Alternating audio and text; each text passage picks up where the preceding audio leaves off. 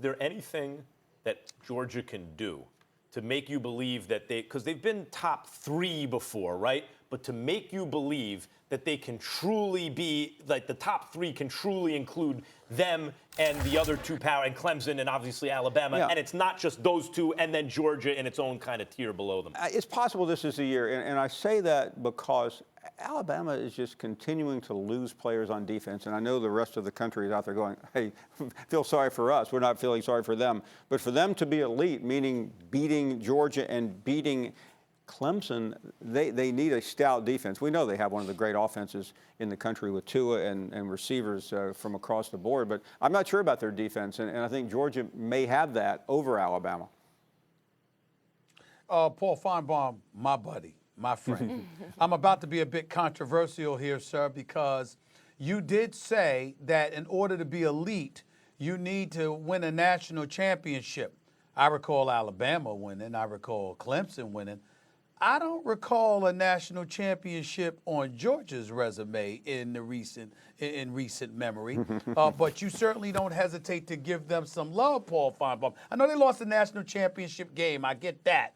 But I guess my question to you would be, in the sport of college football right now, Paul Finebaum, are we really looking at 2 or 3 teams and everybody else, it really doesn't make any sense? How are we supposed to look at college football based on your criteria? Well, listen, you are correct. Georgia has not won a national championship since 1980, and the school they beat in the Sugar Bowl that year was Notre Dame. But they are knocking on the door, Stephen. Now, you know that, and the fact that Georgia came so close is indicative. No, but you're right. No, to be elite, you can't be an almost champion.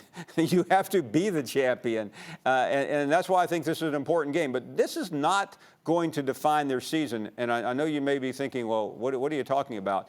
Even, I'm not making excuses because I think Georgia's going to win the game, but even if Georgia wins this game, you look at the rest of the way, if they win out, including the SEC championship game, no one's keeping them out this year. Jim Harbaugh, we've been talking a lot about him with you, and we talk about Ohio State, but Wisconsin is no cupcake, and they're actually favored by a field goal. How do you see it playing out? What does it mean for Harbaugh? Yeah, I think it means everything for Harbaugh. And listen, you're not going to win or lose your job based on a trip on Saturday to Camp Randall. But Jim Harbaugh just keeps veering toward that hot seat conversation, even though his record's pretty good, Max, even though he is Jim Harbaugh. But at some point, you have to do it. And Stephen, I've had this conversation. I've had it with you, Max. If he loses this game, suddenly every game then becomes a must-win. You can't lose this game, and then you have to still deal with Notre Dame and Penn State and obviously Ohio State. Got to win in your conference. Yeah, I mean, and if you can't do that, why are we having this conversation? Okay, Paul, I feel like every time you're on, I ask you a Pac-12 question. Stanford girl here, so I'm going to go there, take it to the West Coast, okay? Because the Pac-12 My condolences. now has 6 teams ranked in the top 25. I mean, that's tied with the SEC. That's great. All right, so are you buying it? I mean, are they underrated, perhaps? Are you still saying they're overrated? No, I mean, listen, I don't, that's a number. It's a number for the Pac-12 PR department to put out because they don't have anything else to put out. They're not going to the playoffs this year. They've had some good games, but I mean Utah looks legitimate. We've already had the conversation about Oregon. They blew the game against Auburn. Washington State's got the most colorful coach in the country, but they're not going to get through. Washington's already lost, and California's on this list. I mean, really? Arizona has a nice win, but I mean,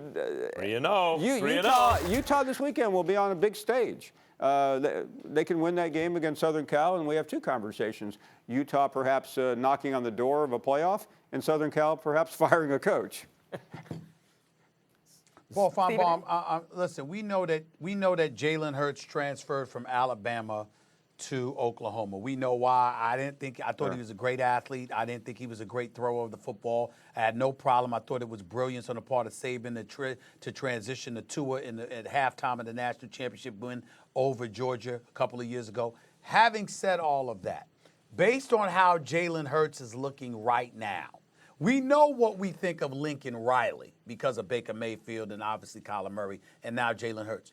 What are we to think of Nick Saban if Jalen Hurts goes to Oklahoma, shows out, and dare I say, ends up winning a national championship? That's a great question. It is a great question, and you could ask the same question to Kirby Smart with Justin Fields going off to Ohio State. But Stephen A.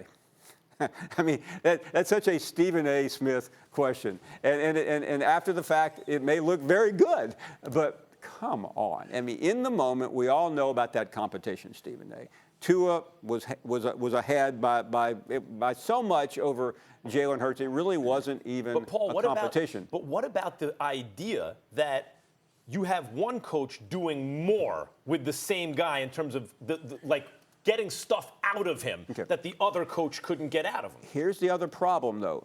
Let's say, just for the sake of Stephen A. Smith, Nick Saban had chosen Jalen Hurts. Stephen A., let me ask you a question. How long do you think Tua would have hung around Tuscaloosa? That's true. That's true. But again, I'm not saying He wouldn't have hung you're around. interpreting my question wrong. I'm in no way saying that Nick Saban made the wrong decision.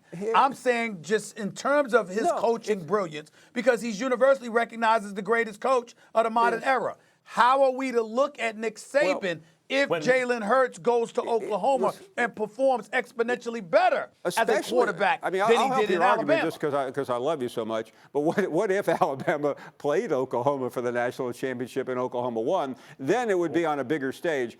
But I think it's a fair question. I'm defending Saban in the moment, though. He had no choice. And in today's world of college football, if you choose one, you lose the other. Listen, but I think the point is, Stephen A., if I'm interpreting it correctly, and I believe this is the point, is it fair to say that even though Saban's a greater overall coach, Lincoln Riley is a greater coach for quarthanks? Oh, no doubt. I mean, that's really what we're seeing. All right, guys, we got to go to break. Paul, thank you for joining us as always. We appreciate it so much.